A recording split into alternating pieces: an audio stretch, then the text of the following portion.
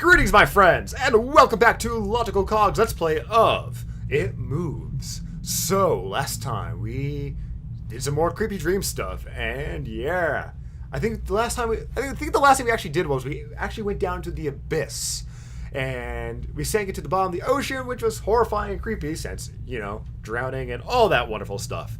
Well, now we are back in this very surreal landscape.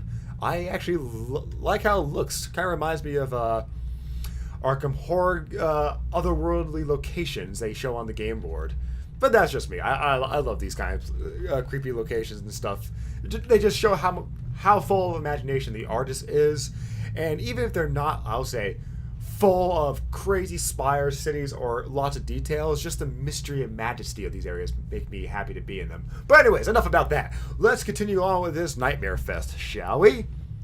Alright, so here I am down here. And, well, what's new about this area? Whoa. Whoa. Hello? Who are you back there? Floating all red as a... kind of looks like a red mannequin, just creepily being a ghost in the back there.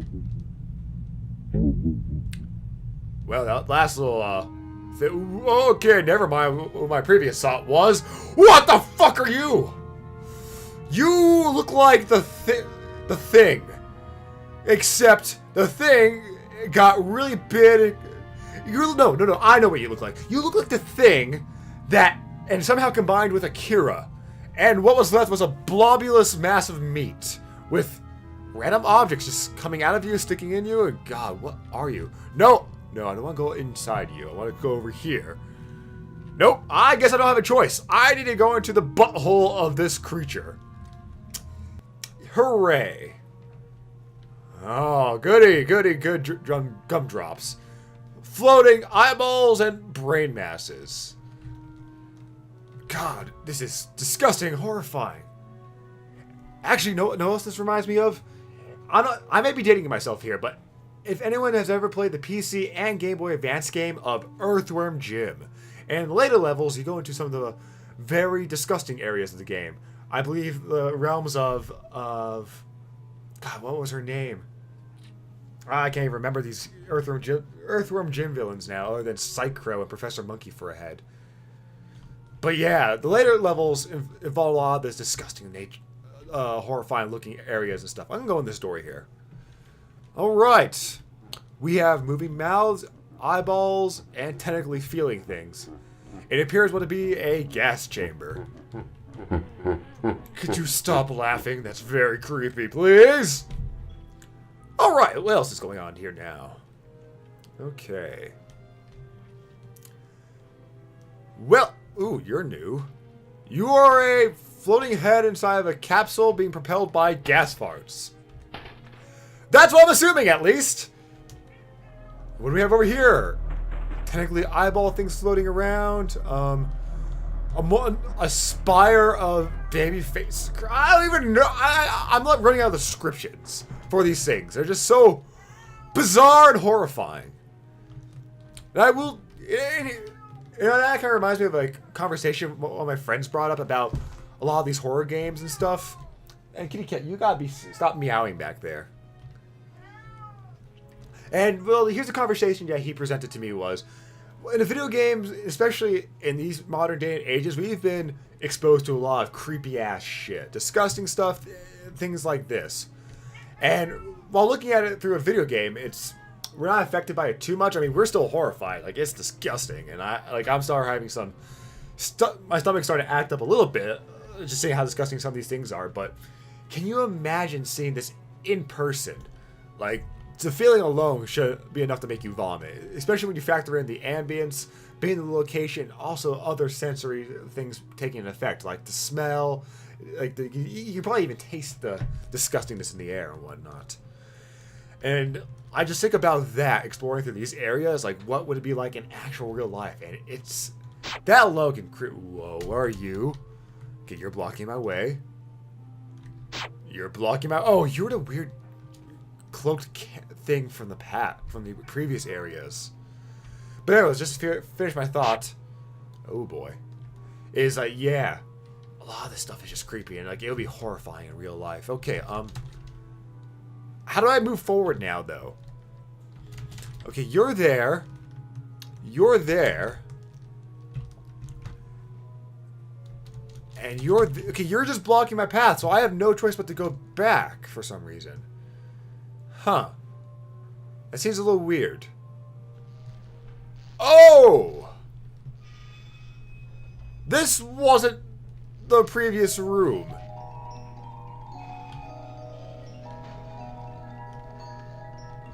Why are you playing the creepy music? The creepy music... oh, that reminds me of Fredbear. Can I go away from you? Nope. I guess I have to...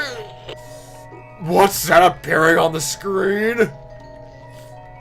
Like, am I just have to sit here and be subjected to this horrifying music now for a while? Why? Why are these images appearing in front of me? Oh God. Okay then. It moved. It was subtle, but its grip on my shoulder and across my body strengthened. No tears came, but God, how I wanted to cry. As its hand and arm slowly coiled around me, my left leg brushed along the cool wall which the bed lay against. Of all that happened to me in that room, this was the strangest. Oh God, it has a face now! I realized that this clutching, rancid thing, which drew great delight from violating a young boy's bed, was not entirely on top of me. It was sticking out from the wall like a spider striking from its lair. Those eyes are just horrifying to look at. Suddenly, its grip moved from a slow tightening to a sudden squeeze. It pulled and clawed at my clothes as if frightened that the opportunity would soon pass. I fought against it, but its emaciated arm was too strong for me. Its head rose up, writhing and contorting under the blanket. I now realized where it was taking me. Into the wall! I fought for my dear life. I cried, and suddenly my voice returned to me. Yelling, screaming, but no one came. Then I realized why it was so eager to suddenly strike, why this thing had to have me now. Through my window, that window which seemed to represent so much malice from outside, streaked hope, the first rays of sunshine. I struggled further, knowing that if I could just hold on, it would soon be gone. As I fought for my life, the unearthly parasite shifted, slowly pulling itself up my chest.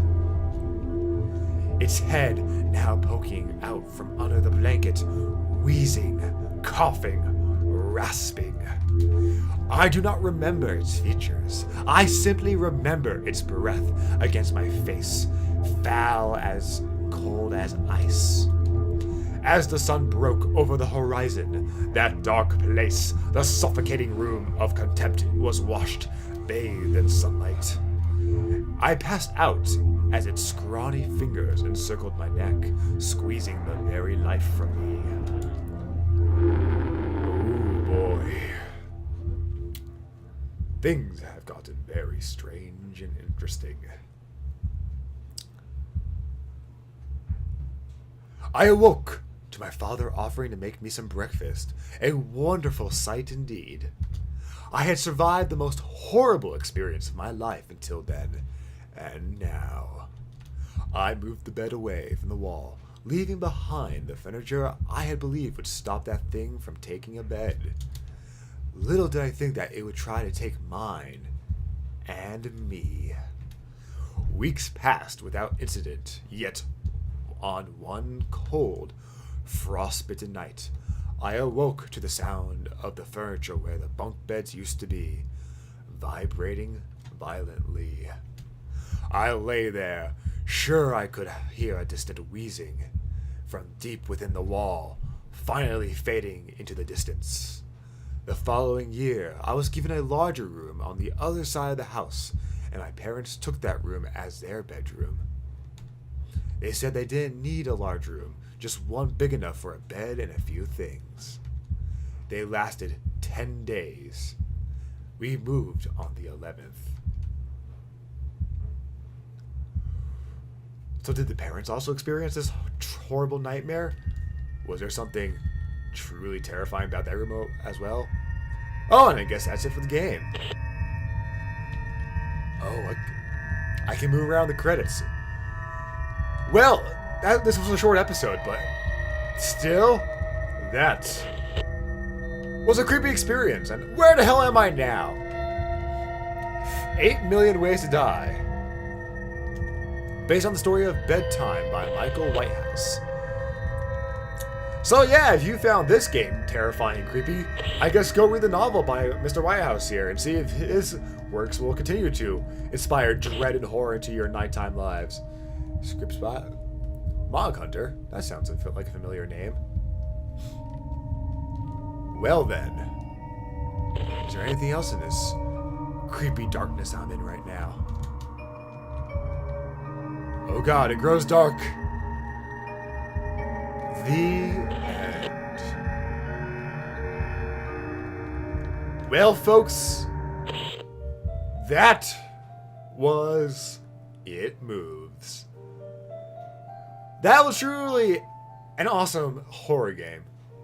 I like how it was much more narrative driven than regular just jump scare games. I mean, it truly captivated the horrors and nightmares that this kid was facing throughout his young life. I mean, wow.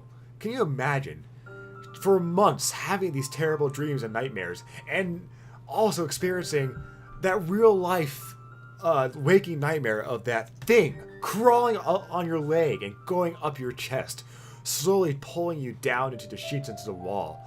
That has to be truly terrifying. And unfortunately, something that probably a lot of people have experienced in their lives as a real occurrence. Like, I mean, it's hard to think, but people actually have that kind of waking nightmare in real life. I mean, as a young child, I've had those dreams that seemed much more real than they should have been.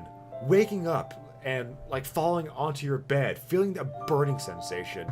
I mean, I've had plenty of those kind of nightmares as a kid. I've remembered feeling like I was being burnt alive and waking up having my throat feel like it was on fire. Like I was choking on smoke. Though that kind of dreaming is scary to think about, because how much a dream can affect what happens to you in real life. And it truly kind of shows what the human mind is capable of, and how illusion, if it's real enough and we believe it enough, our body will reflect what those illusions have done to us. Well, anyways, folks, this has been a fun little mental trip. I hope you enjoyed it a lot. And yeah, I hope this game creator continues to make fun games like this. And by fun, I mean horrifying, creepy games. But other than that, that's it for today's episode. So, I'll see you guys again when the gears start turning. Later.